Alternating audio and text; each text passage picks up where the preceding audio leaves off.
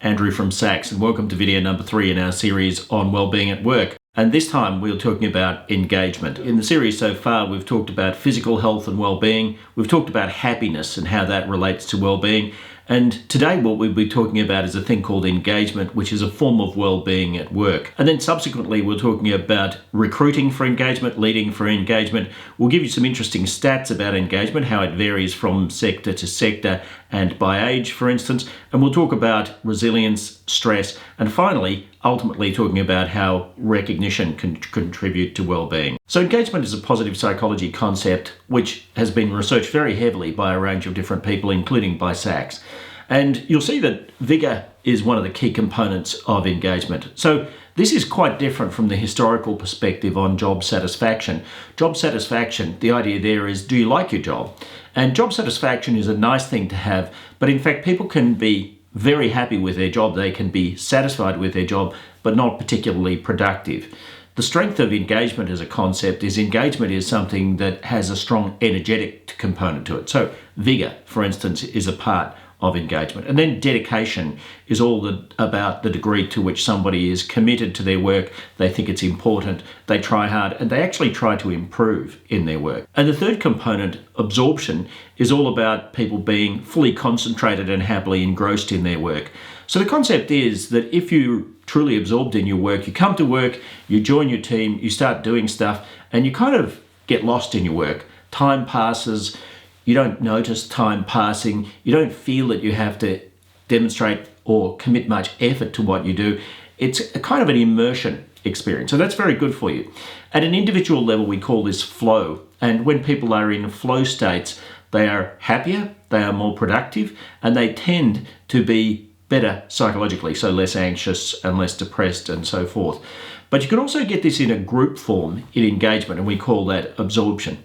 Now, Vigour, dedication and absorption is certainly a proxy for well-being, because we know that when people have this situation, when people are vigorous, dedicated and absorbed in their work, they tend to be more productive, which is great for the company, but they also tend to leave their work less. They tell people that it's a great place to work.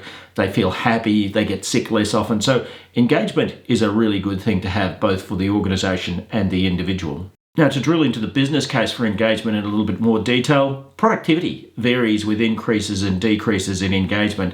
And by productivity, we mean the quantity of work, how much you actually do, but also the quality of work that you deliver.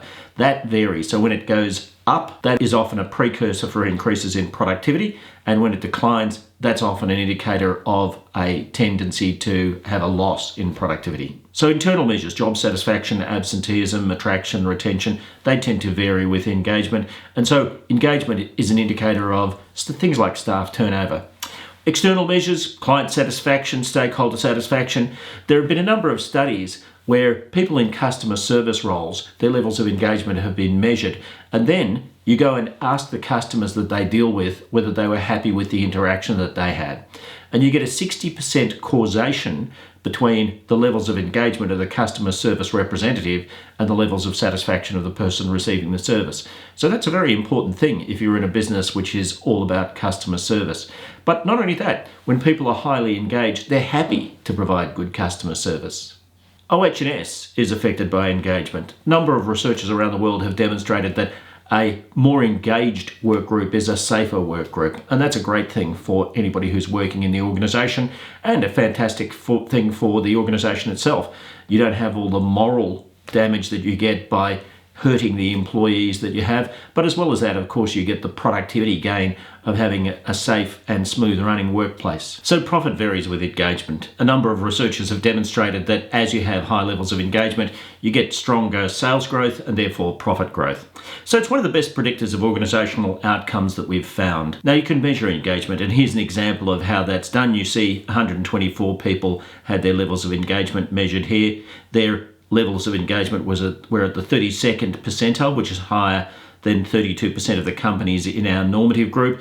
And flow, energy and commitment, the three components there of vigour, dedication and absorption, just another name for those things, what we see is that this organisation, this group of 120 employees, their levels of engagement are low in comparison with population average, so they've got some work to do. In the next couple of videos, we'll be telling you more about how to recruit for engagement, how to lead for engagement, and giving you some stats on engagement, really just because engagement is an excellent proxy for well-being at work, and the higher the levels of engagement, the higher levels of well-being of employees, and of course they contribute better to the organisation's success.